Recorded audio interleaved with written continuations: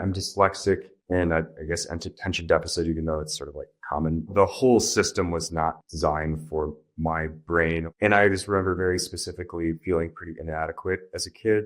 It was sort of like he's not putting in effort. It was something was wrong with me is like how I interpreted it. And there wasn't much, this was like the 90s. So there wasn't much like awareness of it.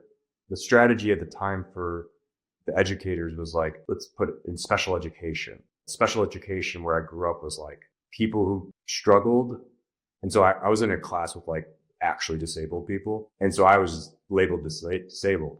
To have self-confidence at the age I had to sort of hate and dismiss the authority or the system. Some of my contrarian nature is rooted in that, where I just question and are skeptical of things. That was the way to protect myself. That makes sense, especially given that time. They just didn't appreciate neurodiversity and recognize some of these things in kids and just saw it as like a lack of effort or laziness or a lack of motivation or not being able to sit still or disrespect. Sounds like for you, you felt super unsupported at school, and not only unsupported, but ostracized, alienated into this group of, hey, he's disabled.